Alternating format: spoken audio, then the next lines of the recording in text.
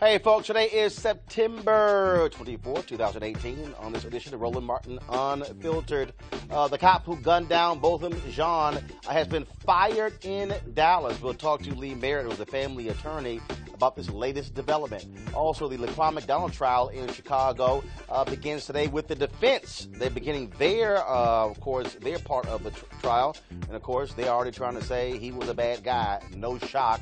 We'll have a live update from Chicago. Bill Cosby, as we stand right now, is still in a Pennsylvania courtroom awaiting sentencing. He could be sentenced up to 10 years. The prosecution is pushing for that. We'll have the latest on that particular case as well. Also, Judge Brett Kavanaugh now has multiple women accusing him of sexual assault, but GOP senators say they are undeterred from putting him on the Supreme Court. He also will be going live on Fox News. No surprise there. Remember that racist sheriff in New Jersey we told you about last week and that racist superintendent in Texas? Both of them don't have jobs today. We're so sad. Racists are losing their jobs left and right. Also, a lot of white folks are increasingly thinking there are no barriers to black folks in America. Where the hell they been? A sociologist will break it down for us. And after more than 5 years, Tiger Woods is back in the winner's circle. I'll share my thoughts about his stunning victory on Sunday. Folks, it's time to bring the funk on Roland Martin Unfiltered. Let's go. He's got it. Whatever the miss, he's on it. Whatever it is, he's got the scoop, the fact, the find. And when it breaks, he's right on time and it's rolling. Best believe he's knowing. Putting it down from sports to news to politics. With entertainment just for kicks, he's rolling.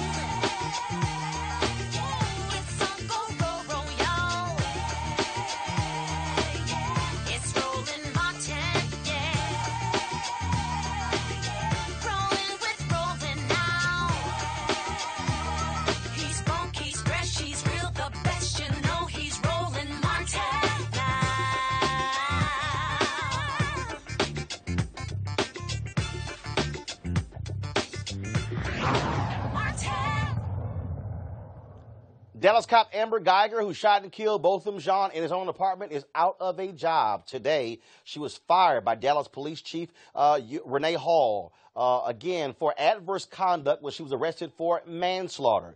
It seems it wasn't the shooting that got her fired, but something she did when she was arrested. Of course, the family has been calling for this, protesters as well. It's been a couple of weeks since Botham Jean was shot and killed in that apartment.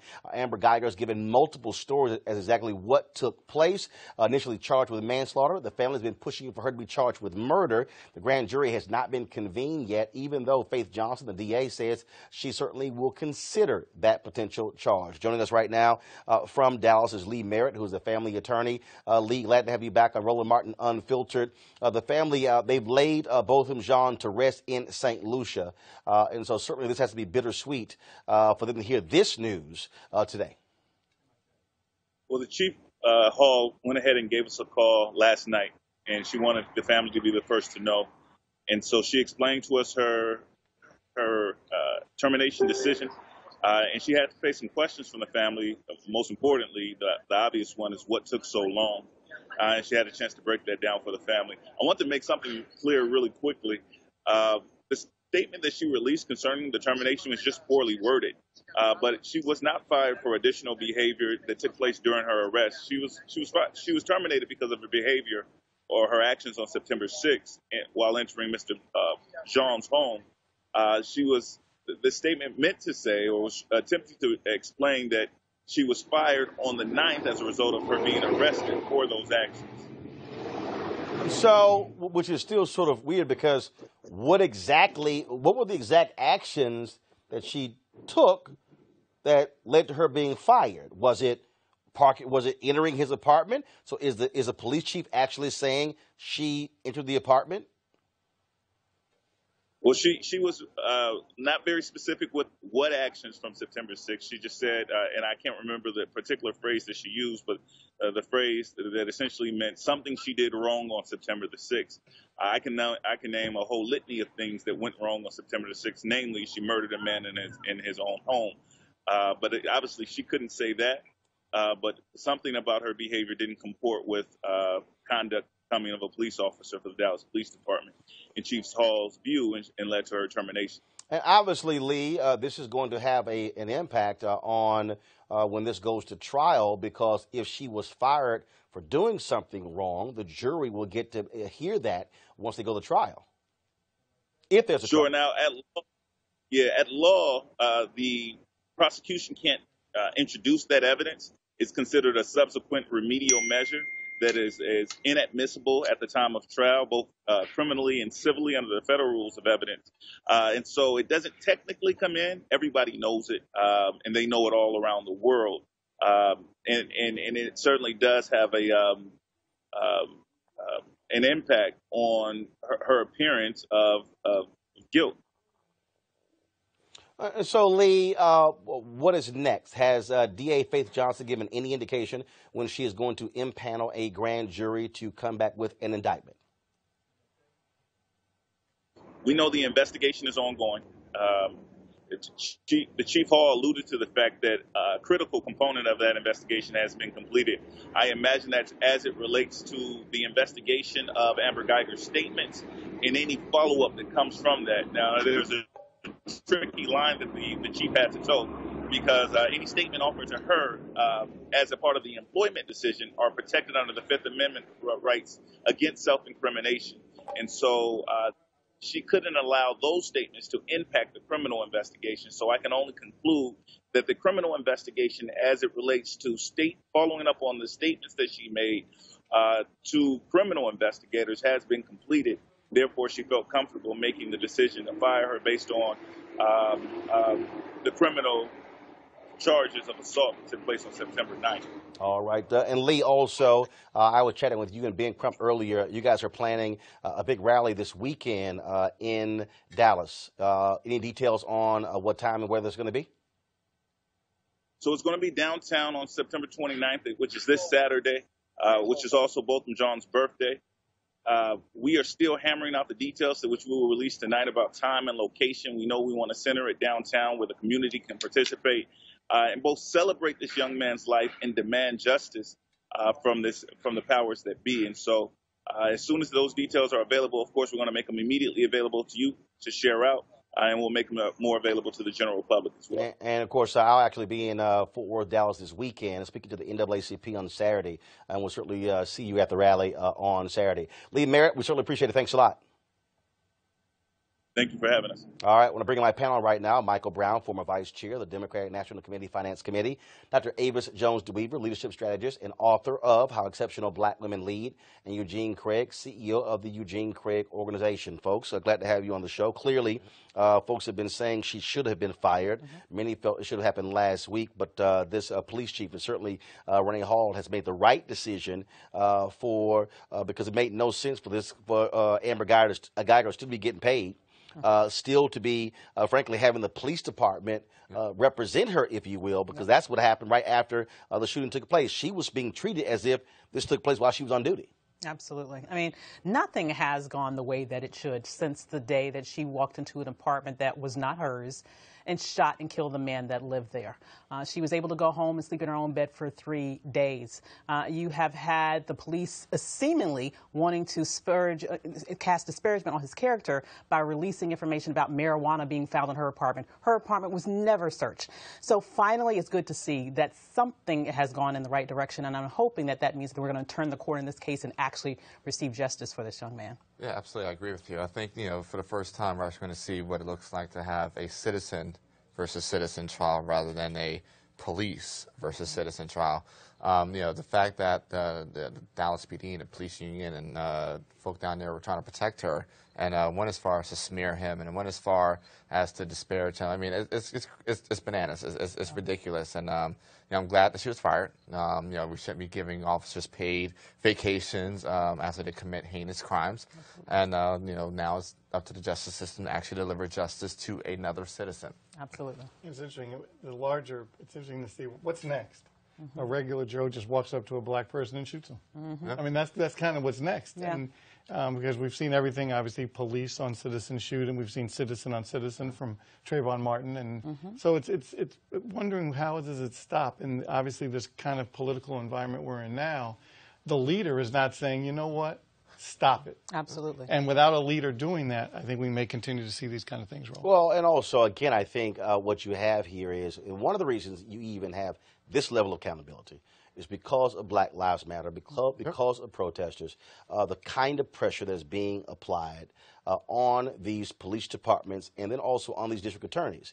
What we're seeing black folks who are saying to these even DAs, you don't do the right thing, we're going to throw you out of office. Absolutely. Yeah. So we are seeing more progressive district attorneys elected across the country because for too long, prosecutors have been in bed with the police department, in bed with the police unions, and not holding cops accountable for their actions. Yeah, I mean, prosecutors for a very long time have been in bed with unequal justice.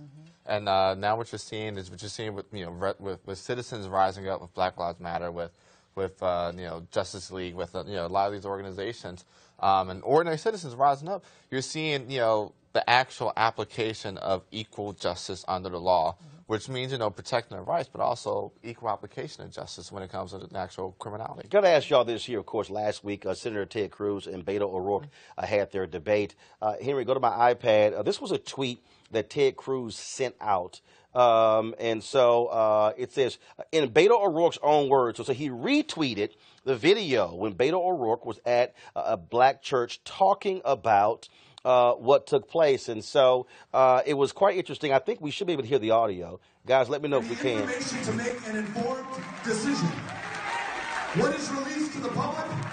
That he had a small amount of marijuana in his kitchen. How can that be just in this country? How can we continue to lose the lives of unarmed black men in the United States of America at the hands of white police officers? That is not justice. That is not us. That can and that must change. Are you with me on this? So, Michael, Ted Cruz retweets this as if that's a bad thing. But I find interesting about that? You're right, obviously, but not on the substance. I don't care if you're black, white, Latino, or a Martian. When you stand and preach in front of a black church, people get excited. And the politician gets all into his groove or her groove, and it's so nice to see Mr. O'Rourke like that. But you know what? It absolutely is not a bad thing. And you see jurisdiction after jurisdiction is saying if you get caught with a small amount of marijuana, you should not go to jail for 10 years. Well, look, I mean,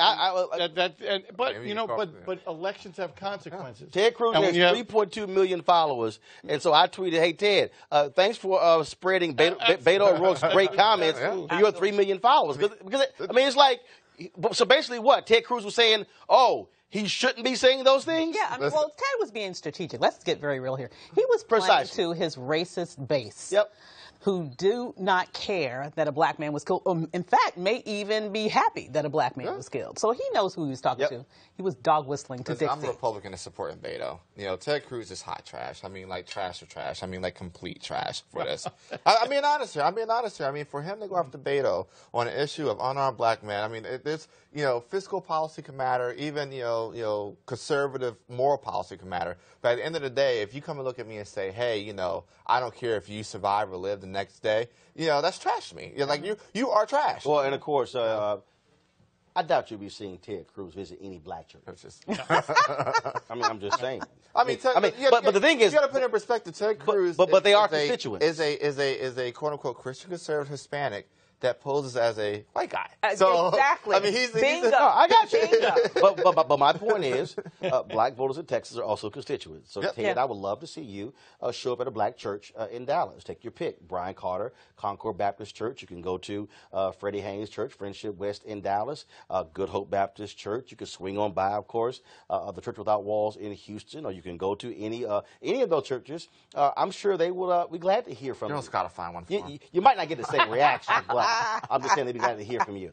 Well, let's go to Pennsylvania, where the sentencing hearing for Bill Cosby is still going on as we speak. Of course, Cosby was found guilty in April of 3 counts of aggravated indecent assault for drugging and sexually assaulting Andrea Constant in 2004. Now, the 81-year-old Cosby, of course, faces up to 10 years in prison because what they're doing is they actually will merge several of the charges because they actually happen at the same time. And so the judge will make the ultimate decision. Already, you've had fireworks in the courtroom. Of course, Camille Cosby, who was not with Bill Cosby today when he showed up in the courtroom, she is going after this judge, even hiring an attorney to investigate him. Off the bat, the judge dismissed several of the motions that were put forth by the defense. Now, we also had testimony happening today as well, where a psychologist testified that Bill Cosby could do this again if he is allowed out. Now, the defense objected to that, saying that simply is not the case. Of course, he's also been labeled a sexually violent predator by the state as well. Now, a member of the Pennsylvania Sexual Offenders Assessment Board, Kristen Dudley, testified today that Cosby should be labeled a sexually violent predator because he has, according to her, a mental disorder that involves urges towards non-consenting women that he cannot control. Now, the deal is, remember, in this particular case here, okay, the jury's already made their decision. The judge gets to deviate from, of course, from the sentencing as well for the state guidelines. And so all of these things are happening as we speak, and they have not broken for the day. More than likely, they will finish tomorrow because there also was a delay earlier with one of the witnesses, and the judge admonished the defense on that as well. And back to our panel here, what we're seeing again is a lot of back and forth. The Cosby team has already hired an attorney who is an expert at appeals. They are going to argue that he should be allowed to stay free pending the appeal. The judge doesn't agree with that. And so the reality is tomorrow, when they expect to finish the sentencing, Bill Cosby could very well be led out of court in handcuffs, turned over to authorities, and taken to a state prison. Mm-hmm. Absolutely. Well, it's sad, and for a lot of us who, I don't want to date anybody on the panel, but a lot of us who grew up watching Bill Cosby, it's a sad day. It's too bad that things like this happen, but clearly, after the jury spoke, you would hope that the judge takes into account also the great works that Bill Cosby did, but you also have to pay for their consequences when bad things happen. Yeah. And look, I mean, the reality is when things happen, actions are taken. Folks have to also. They expect them to own up to that in the sentencing, and that's one of the issues that are being talked about. Michael, you've had to deal with that. Going to federal prison, and what often happens is we've seen some cases where once somebody is at the sentencing phase, they apologize for their actions.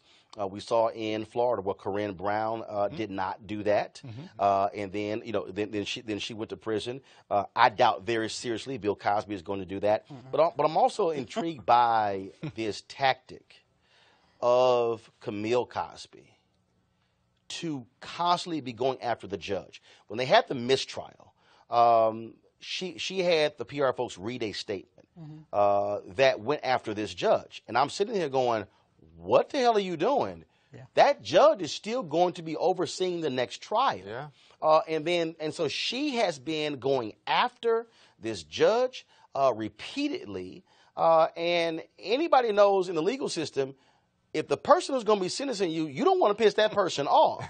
Now, granted, people say, well, no, you have to ignore all of that. But the reality is, we know that ain't the case. Be lean, it could be happy. So I'm very surprised by this tactic that Camille Cosby has been using. Well, are they still together? Because Yes.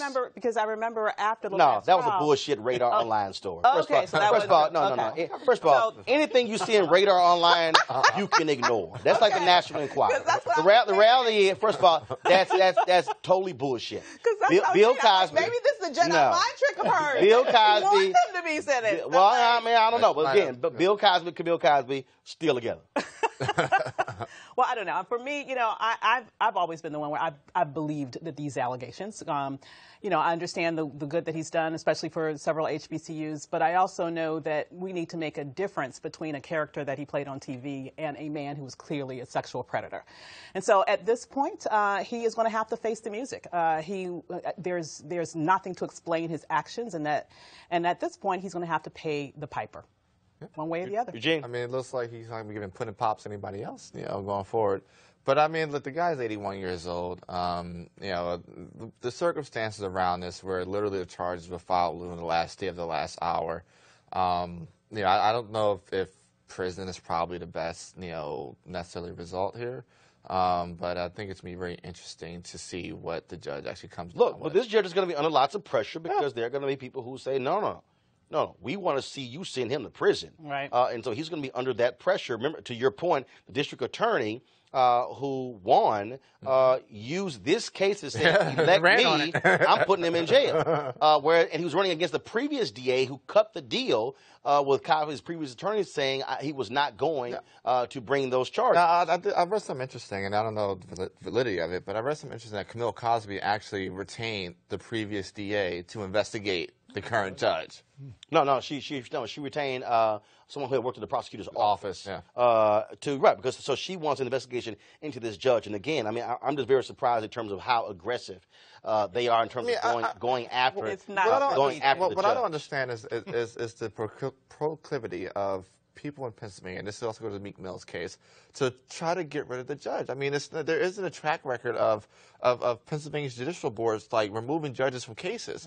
I mean, it doesn't make sense to go after the judge. What the judge wants to hear is you take responsibility. Yeah. That's what the judge wants to on. hear. You have a better chance of getting lesser time than when you're doing the kind of tactics they're doing now. You think he'll take responsibility? You got to take responsibility. No, do you think Cosby will? No, absolutely not. Hell no. Absolutely Not when I'm putting pops. Not going to happen. Not going to happen. All right, folks, let's go to Chicago, where Jason Van Dyke is the former Chicago cop on trial for murdering Laquan McDonald. Van Dyke's lawyers started presenting their case today. They're using experts to argue that McDonald took the fatal shot while standing, not on the ground, even though he had a pulse and was breathing when the paramedics arrived.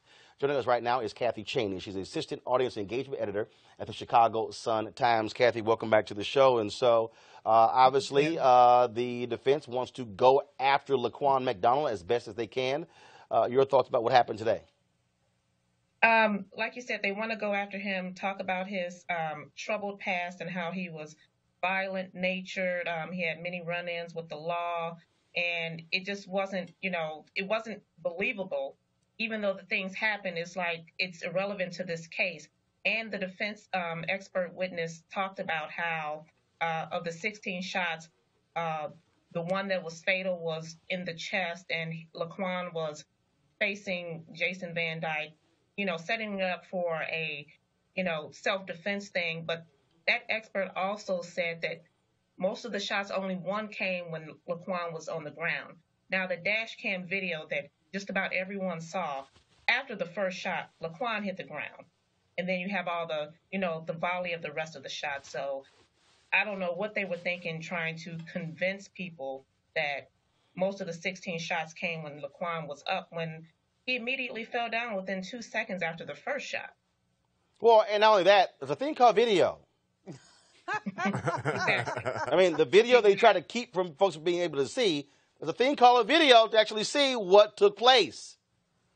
Exactly. So I don't know what they were trying to do, set up or whatever, and then talk about his violent past. It's not going to work. The video is just plain and simple right there. So I think they have to chalk this up to a loss for them today, coming straight out the gate. But we are expecting to hear a few arguments tomorrow about their about their PowerPoint presentation of, that expert versus the prosecution's expert last week saying, no, just about all of those shots came when Laquan was down. I mean, the threat had been removed at that time. So I don't know how they can come around with that nonsense, but I think we're expected to hear a little bit more about that tomorrow. And obviously, again, the defense, they got their part. Are you still seeing a large number of Chicago police officers showing up, standing behind Van Dyke? Oh, absolutely. I know that there were some protests. There are protests every day that are outside in front of the criminal courts building, and they're peaceful. They're doing the chanting and everything. But today, the police formed a line in front of the steps to make sure that the protesters didn't come forward or try to bother anyone. And they're not trying to bother anyone ever. They're just doing the regular protests and demonstrations that we always see. But that police line, they tried to send a statement today for that.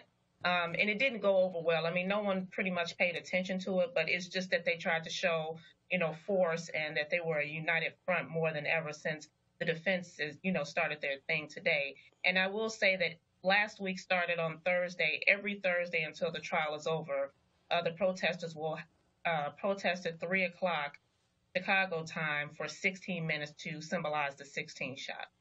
All right, Kathy Chaney, we surely appreciate it. Thank you so very much for joining us. Thank you. All right, then, folks, we're going to go to a break right now. When we come back, I got to talk about a couple of racist white folks, okay, who had all kind of crazy things to say about black people, and now they don't have jobs today. No. Racism just don't pay. You're watching Roland Martin Unfiltered. Back in a moment. Racist unemployment.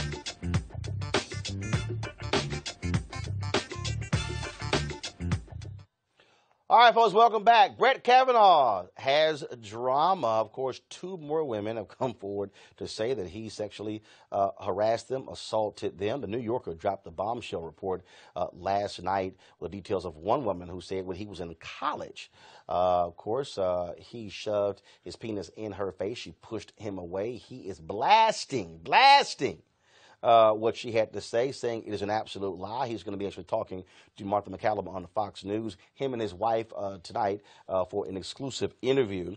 And Republicans have made it clear they are moving forward. This is a quote here from Mitch McConnell. Here we go to my iPad. This is from Politico. Quote, I want to make it perfectly clear. McConnell declared on Monday, Judge Kavanaugh will be voted on here on the Senate floor, up or down on the Senate floor. This fine nominee to the Supreme Court will receive a vote in this Senate in the near future. So, go to our panel here. Look, I mean, obviously, they are accusing Democrats of trying to stall this. Dr. Ford is going to be testifying on Thursday. You have this allegation being made here. There are Democrats who are saying that this cannot move forward. The question then becomes, will Senator Bob Corker of Tennessee, will Senator Jeff Flake of Arizona, will you see Senator Susan Collins, Senator Lisa Murkowski say, no, there needs to be an investigation here. Eugene, you're a Republican. What do you think happens? Brett Kavanaugh definitely earned his nasty award. I mean, he definitely earned this nasty award. Like he earned, like he's getting up there. He may be up there in the nasty award Hall of Fame. I don't understand what it is the white dudes in their whip out game. I just don't understand it. I'm being honest about it. I mean, it was the Harvey Weinstein thing. You know, Harvey, Charlie Rose, Louis C.K. What is this whip out game? I'm sorry. Like, Kavanaugh definitely aren't as nasty. But being on a very serious tip, on a very serious note. No, you didn't say On a that. very serious note. He did. The thing is this. No the thing pun is this, intended. No pun intended. The thing is this. None. The thing is this. There are other witnesses that corroborate Ford's story. Her therapist and the polygraph. Right. In this second instance, there are witnesses that are corroborating this story.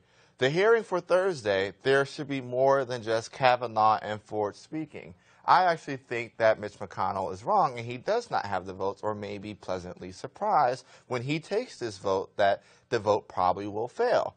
I don't think I still. You think so? I think so. And I'll say this: I don't think Susan Collins is going to be the one that flipped. I mean, I also think activists are going about it the wrong way in dealing with Susan Collins. She's not the type that caves to quote unquote, massive outside pressure. She's. But here's the deal, though. But the reality is,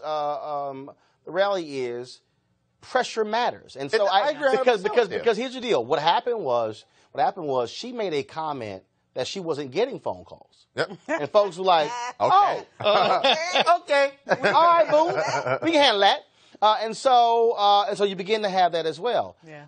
What's interesting to me is again, everybody's focusing on the two pro-choice Republican senators. Mm-hmm. This, to me, is one of those cases where you have two retiring senators who have talked a whole lot of trash, who, if they had the guts to do what McCain did when it came to the health care bill, say, you know what, all y'all can go to hell and vote no. Mm-hmm. And this is where, here's my issue with Jeff Flake, okay?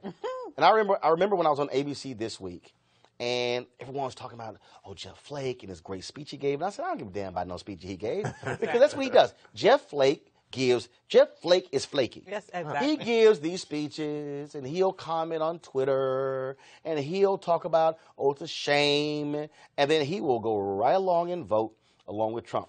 He's on the Judiciary Committee. He's on the Senate Judiciary Committee. He has a vote. Ben Sass of Nebraska, same thing. Talk a good game, go right along.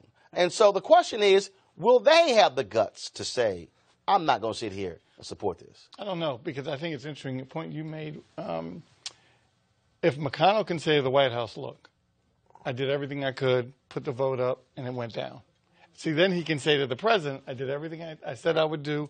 I'm sorry it didn't work. Now you got to send your next nominee, and I got to tell you, it's going to happen after the midterm. But he also told Trump not to nominate Kavanaugh. He did. He's like, this is going to be a little tough one. The other thing is this: I think strategy-wise, if I'm on the other side of the aisle, right, and I say, okay, I need to kill this vote, I don't think I go after. I'd say, don't go after Collins or Murkowski. If this is becoming go after who? If this is becoming a moral issue, I go after my moral senators. I go after Langford. I go after Scott. I go after people. I go after the folk that have. Go after who? I say I go after Langford. I go after Scott. I go after the folk. I go after Ruby. I go after the folk that have made their. They ain't gave a damn about no morals. Thank you. I go after the people that have made the moral hill the one. No, they haven't.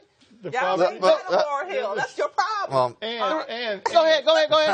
You don't have a moral hill. That is your problem. Here's the issue. They don't give a damn about women. Okay. They have made a deal with the devil, who happens to be residing at 1600 Pennsylvania Avenue, and they want to get someone on the court who is an activist, who will strike down Roe, and Trump wants to get someone on the court that's going to protect him if the Mueller investigation actually implicates him. Lindsey Graham. So that is why they are trying their hardest to push this man through. Lindsey Graham, quote, in my view, the process needs to move forward with the hearing Thursday and a vote in committee soon thereafter. They don't care. This is pure power. But it's power that the president, I hate to even call him the president, 45. Or Agent Orange. Anything but the president is. He has punked these folks. He's just flat out punked them. And I don't even. Which I don't understand. I mean, what possibly can he do to you as a No, senator? easy. Because they also want power. Yeah. They are afraid of him tweeting against them. They are afraid of him doing what he did to McCain, trashing him in rallies. They are scared to death. Yeah. They are unwilling to stand before him and say, go to hell, because the reality is the right-wing Republican base, they are perfectly aligned with Donald Trump. I agree. And they don't. Like, for instance, Jeff Flake, as opposed to it, here's my deal, okay? I'm not going to run from a fight. As opposed to announce, well, look at the poll, I'm not going to run. I'm going to say, no, damn you, I'm running. Yeah. Now, if y'all defeat me, that's fine. Yeah. But I'm going to stand before you and kick your behind every single day and say, how dare you question my Republican credentials? But no, he ran from a fight. He was scared of losing. And that's the problem. And that was the they are scared of losing. That was the beauty of McCain. If that was the beauty of McCain. In 2016, they said, okay, McCain, you are a rhino. You were, you're X, Y, and Z. And they ran Kelly Ward against him. And McCain said, well, you want to fight? I'll give you a fight. And he torched him. No, but remember, McCain aligned with a bunch of Tea Party folks. I mean, he went further to the right because he also was afraid of losing. My point is this here. If you have conviction, if you have principles, if you have integrity, you look them in the eye and say, you're not going to somehow change my views. That's why I don't understand. These folks were in office before Trump was elected. So they have their own bases. What are they afraid of? That's what I don't get. He controls the party. They're afraid of getting primaried. He has. What happened was they made a deal with the devil. Right. Under the previous administration, they sort of fanned the flames of the Tea Party movement. They played into racism. They moved this birther theory all over the place. They were overtly racist to the Obama family, and then they grew this flame that they were unable to keep under control. And they created the perfect scenario for the racist in chief to come up and snatch their party out from under them, and now they don't have anything to do to be able to take it back. All right, folks. Last week we talked about a couple of cases out of New Jersey and Texas. First off, let's go to the New Jersey case. That was a sheriff there who was in that particular area and largest county in New Jersey. And let's just say he had a few things. Bergen County Sheriff Michael Sardino had a few things to say about black people. And this is what was caught on tape. He talked about the whole thing, the marijuana, sanctuary state, better criminal justice reform. That's no way. In other words, let the blacks come in and do whatever the they want, smoke the marijuana, do this, do that, and don't worry about it. We'll tie the hands of cops.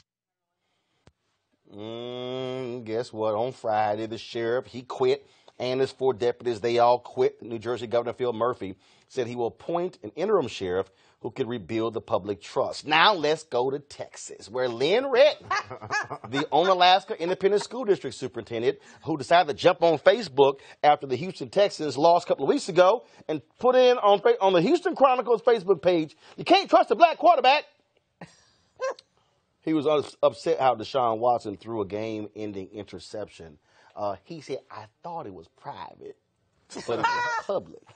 Well, the Onalaska School Board met on Saturday, and he no longer has a job. Now, he apologized, but I don't really give a damn about his apology. So we have both of these 2 races now out of a job. Also, by the way, the white guy who stopped the Florida A&M students from trying to get on the elevator, he turned himself in as well. Here's the thing that I'm just loving.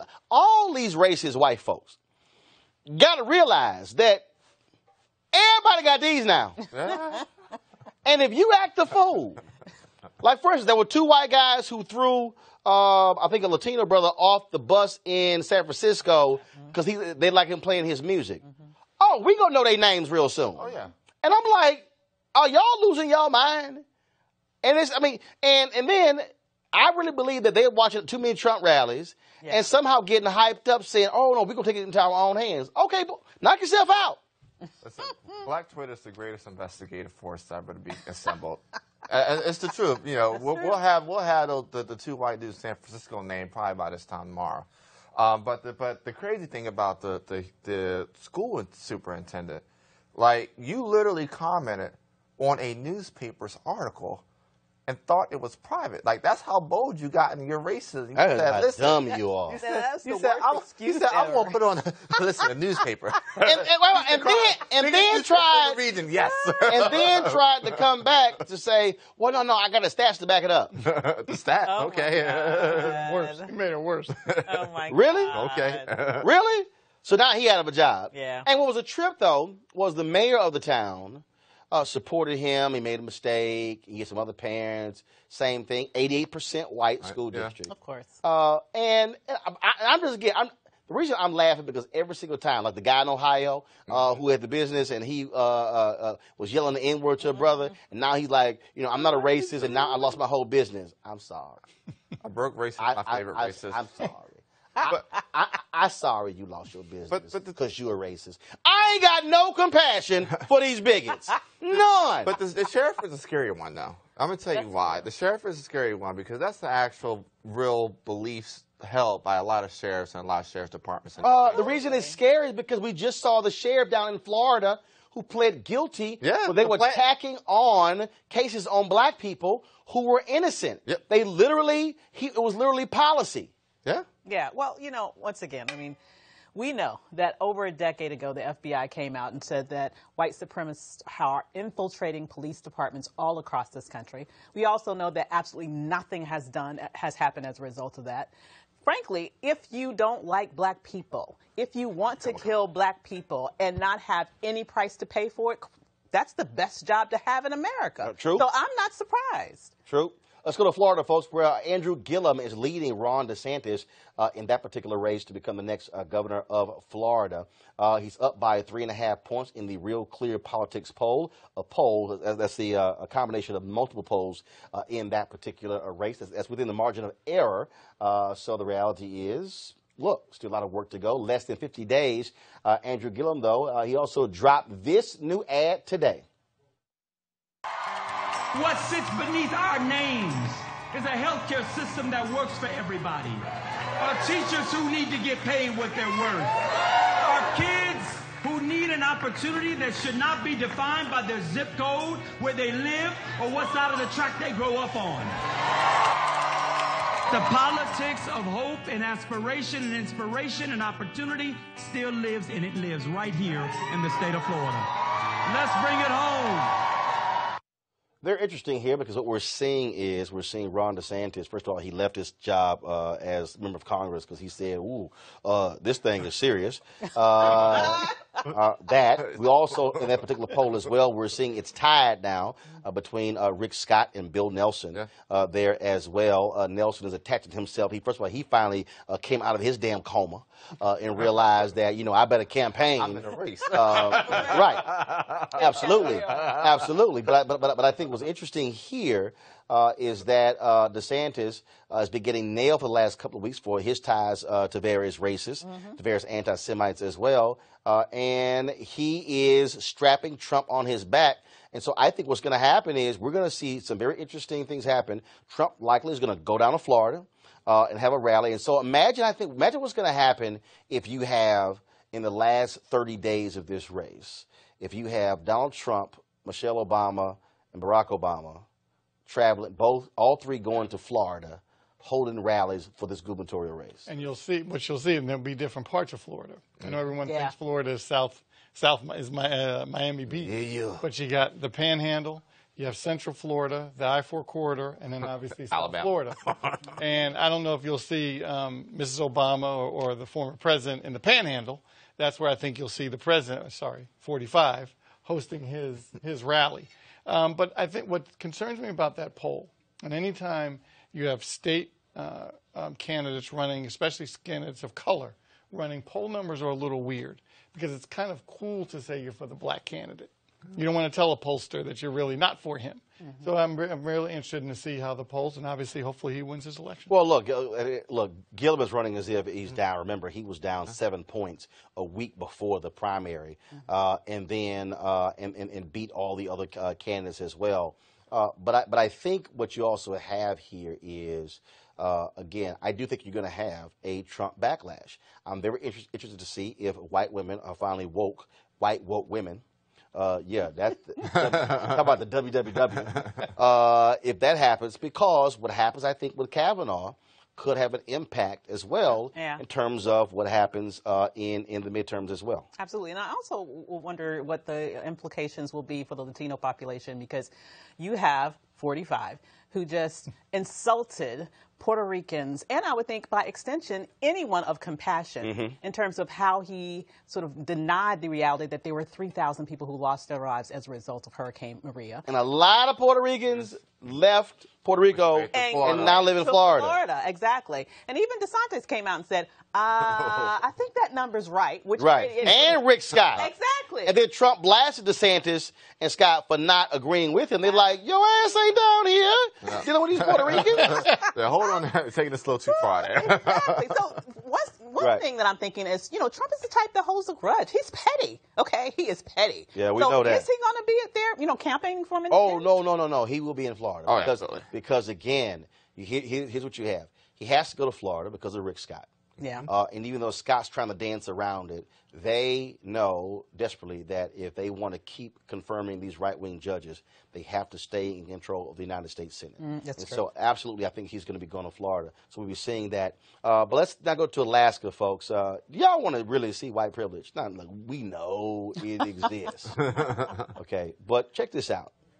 Justin Schneider, pled guilty in Alaska to felony assault of an Alaskan Native woman who claimed he strangled and sexually assaulted her. He had been charged with 4 felony charges for the incident, including kidnapping and assault. Y'all, Justin Schneider ain't going to prison. A deal was worked out. Between his attorneys and the DA. Y'all, he got probation. White privilege on steroids. All right, you ain't gonna show me a black dude strangled. But you're sitting there going to any judge. What the hell were you thinking? Strangled and sexually assault? It's probation? Let me tell you something. I got a rule for Zimmerman. I have a ceasefire rule for Zimmerman. I think there should be no straight bullets until Zimmerman catches. I think that rule needs to apply to this dude, too. I mean, there should be no hands thrown until this guy catches his. I mean, that's absolutely atrocious. I think this judge should be disbarred. I think the prosecution agrees that deal should be disbarred. I mean, it's just sad. I mean, in the Me Too era, in the era where, we're having an awakening of protecting women, and here you actually have somebody that to a degree, admitted, part of the plea deal typically is admitting that you did the crime, right? Absolutely. That, hey, I strangled her and I sexually assaulted her. But, hey, let's go ahead and give me a slap on the wrist and walk free. Nah, F that. Natives need to run up on them. Absolutely. What kind of deterrent is that? I mean, that judge. When the system fails, there is none. This is a failure of the criminal justice system out there. Absolutely. It's a failure of the system. And what happens when the system failure, new system emerges. Chicago. I got to bring this story up today. A Cook County judge threw out 18 convictions of men who had drugs planted on them by a rogue band of Chicago police officers. Wow. That means 42 people thus far have been exonerated in cases tied to former Sergeant Ronald Watts, his decade of fabricated charges. Now, Ronald Watts, black cop, straight up thug, okay? That's exactly what he is. And they say he ran a unit that was filled with folks who were shaking down drug dealers. They were stealing money from them as well. The department knew it for years. And some of the people who were in this unit are still on the Chicago police force. And you know what? We've heard nothing from Candace Owens. We've heard nothing from Sheriff David Clark. We've heard nothing from Candace's boss, Charlie Kirk. And isn't it interesting? All these Blue Lives Matter people are very quiet about thug cops like this, but they always say, it's a few bad apples, but the apples are still on the police force. And that, to me, this story is a perfect example where I keep trying to explain to people who don't understand Chicago. You cannot trust a police department when you have multiple thugs with badges and guns. Absolutely. Nobody's going to sit here and trust the police officers. Absolutely not. Especially this thug. Doesn't it sound like training day? Man, listen, I got to put ace on all y'all. Sounds like training day. Too. No. Chicago makes the Rampart Division of the LAPD look like Sesame Street. Listen, it makes Baltimore's MMA division, look like Sesame Street. Wow. The thing is this, with situations like this, you got to get these cops convicted. And I think you could, hate to say it, put them in GP. Put them in general population. Just the heavy hand of justice has to come down on cops like this. And then, but the second part, after the conviction, when the civil case comes about, you got to hit them in a pension. The police unions got to start paying for this. The only way you change this is, first of all, you make them pay for their own defense. Exactly. Yes. And yes, you take pensions. That's the only way. That's the only way. Only Earlier, of course, we talked about the New Jersey sheriff as well as the school superintendent. And look, we know how folks feel, but a new report says racial resentment in the country spiked when Barack Obama was elected president. Oh my God! Do I see a black cat? Do I see like shocking? Shocking, really? Okay, so you look at this chart here. I don't even know what the hell it's showing, but you actually see the spike as well. Yeah, I got it, but the chart still don't make any sense. African Americans should not have special favors. Okay. According to the stats, was going down until 2008. Then African Americans have gotten more than they deserve. Was on its way up, but the trend accelerated in 2008. Okay, no shock. Conditions don't make it difficult for African Americans to get ahead. That attitude jumped after 2008. Really? Okay, no shock. The man who visualized these attitudes is sociologist Dr. Ryan LeCount of Hamline University in St. Paul, Minnesota. Welcome to Roland Martin Unfiltered, Doc. So, look, I made a point in 2009 when I said, get ready, we're about to enter this period of white minority resentment. Where white folks in America somehow believe that black people are getting all kind of stuff. We saw polling data early on in President Obama's first term. I think it was in 2009, where 25% of Tea Partiers said he was doing more for black people than white people, which probably for black people were going, really? We are not seeing it. And so, but this is not, but not only this, Thomas Edsall, the New York Times, had a piece after the election of Trump in 2016, where he went back and saw polling data after the 1984 election of Reagan over Mondale, where white voters were saying the same thing. Guess where? In places like Michigan, Wisconsin, and Pennsylvania. This view that somehow blacks are getting more. Let's just be honest that since the civil rights movement, you have white Americans who somehow believe that black people have gotten way too much because, frankly, they wanted black people to stay in their place. There's no doubt that that's a huge part of what we're seeing here. And this study is part of a broader regimen of work focused on the racialization of politics more generally.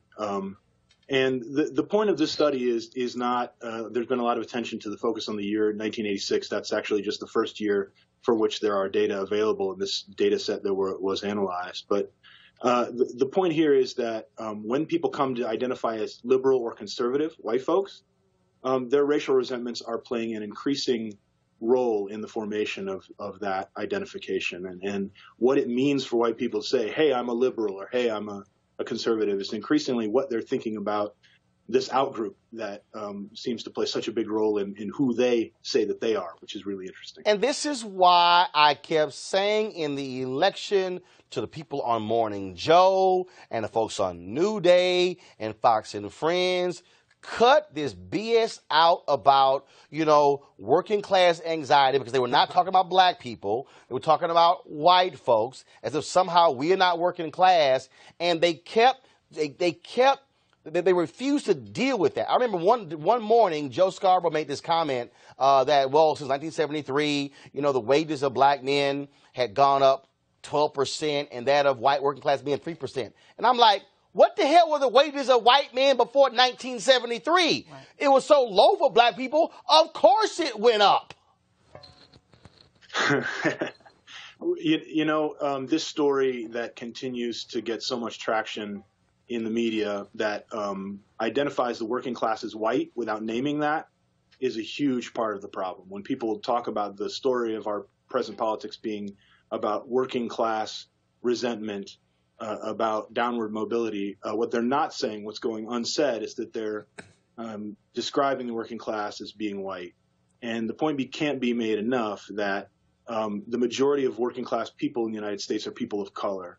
And their lack of animation by these dynamics and attraction to Trump has to be otherwise explained. I should say quickly, in the study, I control for a number of economic variables. And I find that even after you try to assess people's economic station or their downward mobility, you still see that the real thing that's animating their association with their political ideology is racial resentment, is attitudes about black folks. See, so in 2009, a study was done, I believe it was Pew, and the question was asked, are you optimistic about the future of America for your children? Every racial group was optimistic except white people. 2016, in September, the question was asked, are you optimistic about the economic future of America for the next 10 years? Black people, lowest wages, lowest wealth, highest optimism. Latinos, second lowest wealth, second highest optimism. Then Asian Americans. White Americans, highest wealth by far over anybody else. 41% said they were optimistic.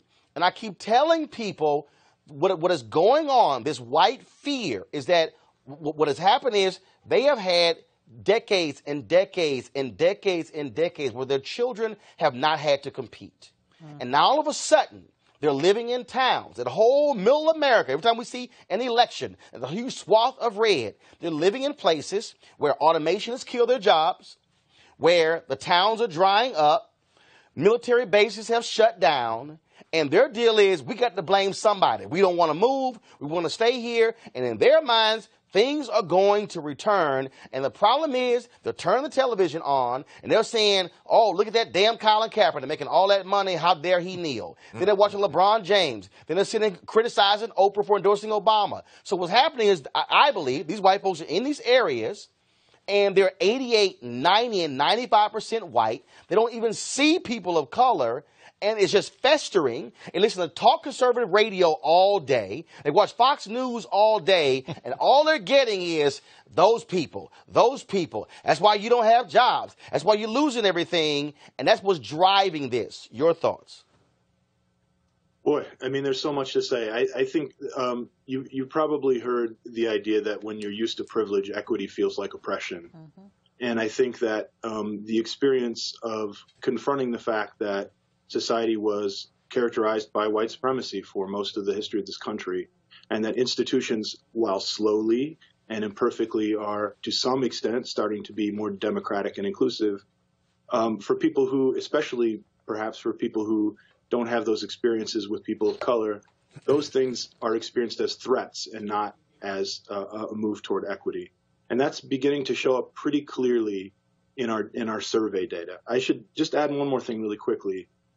In a lot of discussion of the study that's been out there, a lot of folks have fixated on the year 1986, which is the first year for which those data were available in this analysis. Certainly, all of us scholars of racial politics have been clear that our politics have been racialized more or less since the beginning. It's just that was the first year for which data were available in this analysis. Last question for you. Sure. Do you believe that part of this problem is that national media is unwilling to drill down deep into these areas, and so therefore they're unwilling to have these level of conversations to challenge white assumptions? And I personally believe that's the case because, frankly, these newsrooms look the exact same way as many of these towns. And so when media is deathly afraid of confronting their own bigotry, their own issues when it comes to race, it's hard for them to have real honest conversations about what's happening in America because they don't want to have that mirror turned on themselves. I think that's absolutely the case. I would refer to fellow sociologist Robin DiAngelo's brand new book called White Fragility. And when the general idea of the text is that white people lack the experience in interracial settings, and they lack the experiences of reflecting on their own privileged position, and those experiences or lack thereof engender a real difficulty coming to those conversations. And then there's a structural problem that you allude to with our newsrooms come to look like most of the other social institutions in our society where white men are way overrepresented. And the evidence is very clear that when you have those circumstances, you get echo chambers where you don't have people who are sitting in the room to say, maybe we need to have some attention to this thing that's an issue of major concern for a huge proportion of the society, because those people aren't aware of it. So democratization of our media system is an important thing as well. All right. Well, Doc, we certainly appreciate it. Thank you so very much. And I'm going to be sure to email some of those folks at other newsrooms to say, y'all want to have a real conversation and stop talking about Trump and Kavanaugh all damn day? Why don't you have this discussion? Let's see what they have to say. Thank you very much. We appreciate it. Thanks so much. All right, folks. Over the weekend, Tiger Woods won his 80th career golf tournament by winning the Tour Championship in Atlanta by 2 strokes over world number 1 Justin Rose. It was the first time, again, he had won in 5.5 years. He was quite emotional in doing so. Huge number of issues. Of course, we know about the affairs, the accident. We know about getting divorced. We know about him losing endorsements. Then he's had 4 back surgeries. Huge issues when it comes to his health. And at one point, he could barely, first of all, not barely, he could not even bend over. And so for him to be on this road in the last 16 months has been miraculous. Now, it's very interesting. So when I had posted something on Instagram and Facebook and Twitter, you had people who were sitting there going, bro, I don't give a damn about Tiger Woods because he played golf with Trump. Then you had those people who were sitting up saying, oh, Tiger Woods is not a conscious black man. First of all, let's just be real honest here. It's a whole bunch of athletes who ain't conscious. And they don't stop y'all from watching basketball. And they don't stop y'all from watching football. And don't stop you watching a few black folks who are still playing in Major League Baseball. Why do I say that? Because the fact of the matter is this here. Sometimes we watch sports just to actually watch sports. I would love for Tiger Woods to actually be conscious. When I interviewed his father, Earl Woods, he said he wanted Tiger to be very much involved in political and social issues in this country. He has not done so. That is of his choosing. But the reality is this. I don't care who you are and how you feel. When somebody was at the point when they are the greatest golfer of this generation, arguably the greatest golfer ever, and they could barely even bend over, to come back from that, to come back from a surgery nobody else has ever come back from, is truly miraculous. And I'll give us props for it. Now, it's also interesting, of course, because a whole bunch of folks were wearing Air Jordans all those years when he didn't endorse any candidates and wasn't speaking out on any issues. And made a point at one time where he said Republicans buy shoes too. And so if you don't like Tiger Woods, that's fine. If you don't want to follow Tiger Woods, that's fine. But let me be clear. I will, because I love golf. I love what he has done. I love to see somebody who's a competitor operate at a very high level over a long period of time. And to see him win his 80th golf tournament. He's now 2 off the all-time record, Sam Snead, of 82. People are already saying he's likely going to win a major next year. He has 14. And he still, of course, could pass Jack Nicklaus, who has 18. The reality is he is one of the greatest athletes we've ever seen. And so I'm going to be willing to applaud that anytime, any day. Now, again, if Tiger decides that he wants to become socially conscious in these issues, that'll be great. Also, I don't give a damn who Tiger Woods dating. I don't give a damn who Tiger Woods married before, because you know what? I really don't watch Tiger Woods to see him change a diaper or see who he's married to. I actually watch Tiger Woods to see somebody who plays golf at a very high level. And so that's the standard. The standard I look at. And so I say, congrats, Tiger, because I don't care who you are, to come back from that, where your career, where everything you thought was over, and to come back and win is still an amazing thing that he accomplished. Hear, hear. This is another golfer. So again, folks, don't forget, support RolandMartinUnfiltered.com by going to RolandMartinUnfiltered.com to join our fan club. We've had one heck of a week, actually the last 3 weeks since we launched. Nearly 5 million views on Facebook, YouTube, and Periscope. Don't forget, you can always see this show. As soon as we click in, you can go back and watch the full show on those 3 platforms. Go watch on YouTube, though, because they actually pay us more than everybody else. And so you can go there as well. And, of course, you can support us that way. We've got some great stuff lined up for you this week. Tomorrow, we'll be broadcasting live from the Spirit Democracy Awards of the National Coalition of Black Civic Participation. They have their annual awards. I'm going to be actually emceeing that dinner, so we'll be broadcasting live from there tomorrow. Also, later this week, you'll be hearing from Kevin Hart and Tiffany Haddish, of course, starring in the movie directed by Malcolm Lee called Night School. We'll be hearing from them as well. So some great things lined up for this week. And let me make it clear.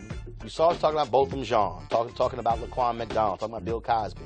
I'm sure the cable news networks are spending all of their time going over the same stuff with Brett Kavanaugh and something Donald Trump said at the United Nations today that we don't really care about. The point is this here. We are here for black people. We're here to talk about our issues. We're here to talk about the things that we care about and that matter. And guess what? There's no other platform like ours. Okay, there's some people out there who are talking once or twice a week or whatever, but nobody is discussing the issues that we're talking about every single day and providing the kind of analysis that we do. So that's one of the reasons why we would love for you to continue supporting us. So again, go to RolandMartinUnfiltered.com to support us. PayPal. You also have Square. Either one of those platforms, that'd be great. Folks, I shall see you tomorrow. Don't forget, we keep it real, keep it black, and unapologetically. Holla!